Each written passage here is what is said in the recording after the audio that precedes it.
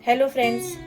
तो फ्रेंड्स, एक बार की बात है, मैं छोटी थी और मैंने एक दिन पापा से कहा कि पापा मुझे ना 5 रुपए चाहिए, क्या आप मुझे 5 रुपए दे देंगे? तो पापा ने कहा क्यों चाहिए? तो मैंने कहा कि मैंने ना कुछ चीज़ खरीदनी है अपने लिए।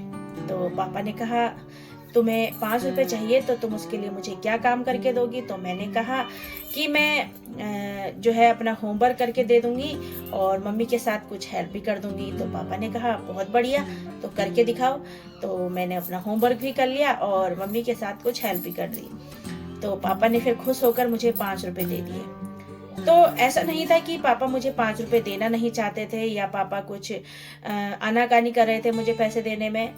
वो इसलिए पापा मुझे पैसे की अहमियत बताना चाह रहे थे कि पैसा जो है बहुत मेहनत से कमाया जाता है और हम पैसे की अगर वैल्यू को नहीं समझेंगे तो बड़े होते होते हम बहुत परेशान रहेंगे पैसे की वजह से। आज के टाइम पे क्या होता है कि पेरेंट जो है अपने बच्चे की हर जिद पूरी करना चाहते हैं। जो भी बच्चे को चाहिए बच्चे के सामने हाजिर हो जाता है। उसकी वजह से बच्चे जिद्दी हो जाते हैं और वो ये सोच अपने दिमाग में रखते हैं कि हम जो चाहेंगे हमें वो मिल जाएगा। और जब वो ऐसी परिस्थिति में आ जाते हैं जब उन्हें पैसा कमाना पड़ता है और उसके लिए मेहनत करनी पड़ती है तो उसमें वह पीछे रह जाते हैं। इसलिए दोस्तों, पैसे की अहमियत बताना बच्चों को बचपन से ही जरूरी है। पैसे को आप बच्चे को जो मनी दे रहे हैं, पॉकेट मनी दे रहे हैं, उसे ये बताइए कि ये पॉकेट मनी से आप क्या कर सकते हो आगे। अगर आप इसे सेव करते रहोगे तो आप क्या चीज ले सकते हो? क्या आप अपनी प्रॉब्लम को सॉल्व कर सकते हो? क्या आप अपनी फीस दे सकते हो?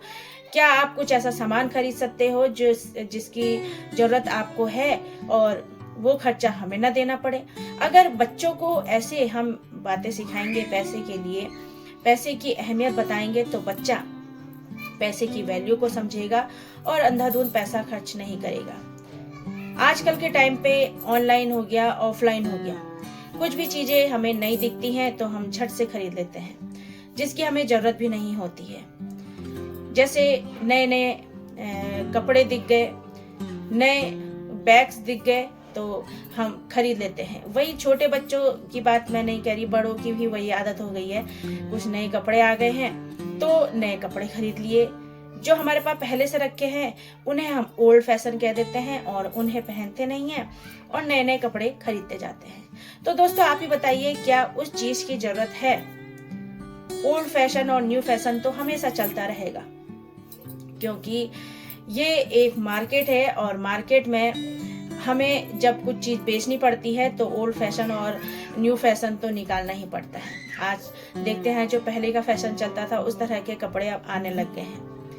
तो ये पैसे की जो अंधाधुंध खर्चा होता है, उसी वजह से जो है बहुत सारे लोग परेशान रहते हैं पैसे की वजह से। पैसे को जोड़ना, पैसे को सेव करना भी बहुत जरूरी है, क्योंकि आने वाले टाइम पे जो है महंगाई इतनी बढ़ती जा रही है कि बच्चे की पढ़ाई भी लाखों रुपए में होगी। तो दोस्तों, जब बच्चे की पढ़ाई के लिए हमें लाखों रुपए खर्च करने हैं तो उसके लिए सेविंग तो पहले से ही करनी पड़ेगी। एकदम से तो इतने पैसे नहीं आ जाएंगे। जो मीडियम परिवार का होता है इंसान, तो उस व्यक्ति के पास एकदम से तो सारे पैसे नहीं आ जाएंगे बच्चे की पढ़ाई के लिए। तो अगर उसने सेविंग नहीं करी है तो वो क्या करेगा? या तो किसी से उधार लेगा या फिर बैंक से लोन लेगा। और जब बैंक से लोन लेगा या किसी से उधार लेगा तो उनका प्रेशर रहता है कि हमें वो पैसे चुकाने हैं। तो इस चीज से बचने के लिए हमें खर्चों को अपना मेंटेन करना पड़ेगा। जो चीज हमारे पास है उसी में हमें खुश रहने की आदत डालनी चाहिए और बच्चों को भी अपने वही चीज सिखानी चाहिए कि जो पैसा है वह ऐसे ही नहीं आ जाता। पैसा बहुत मेहनत से आता है और मेहनत से ही कमाया जाता है। और अगर आपको अपने जीवन में खुशहाली लानी है, जीवन में कुछ करना है, तो पैसे की वैल्यू को भी समझिए। इसलिए बच्चा जो है एक चिकनी मिट्टी की तरह होता है, जैसे जैसे उसको ढालते चले जाएंगे वैसा ही वो ढलता चला जाएगा। ऐसे नहीं है कि अभी ये बच्चा है, थोड़ा बड़ा हो जाएगा तब सीखेगा, ऐसा नहीं होता है दोस्तों। क्योंकि बच्चा जब बड़ा हो जाता है तो फिर वह उस चीज को नहीं जान पाता है जो हम समझाना चाहते हैं, क्योंकि फिर बच्चा अपनी मर्जी के काम करने लग जाता है। इसलिए बच्चे के अंदर पहले से ही ये सोच डेवलप कर देनी चाहिए कि आप पैसे को कैसे खर्च कर सकते हैं, पैसे को कैसे सेव कर सकते हैं, कैसे आप अपने घर वालों की मदद कर सकते हैं, और कैसे सामान आता है, कहाँ से आता है, कितने इसमें खर्चा लगता है, ये सब अपने बच्चों को बताना सीखिए। और जब ये सारी चीज़ें हम करेंगे अपने बच्चे के लिए, तो बच्चा आने वाले टाइम पर परेशान नहीं रहेगा और अपने खर्चों को मेंटेन करेगा। तो दोस्तों, अगर आपको मेरी वीडियो अच्छी लगी हो तो लाइक, शेयर और सब्सक्राइब जरूर कर दीजिएगा। और मिलते हैं ऐसे ही एक और मोटिवेशनल वीडियो में। तब तक के लिए अपना ध्यान रखें।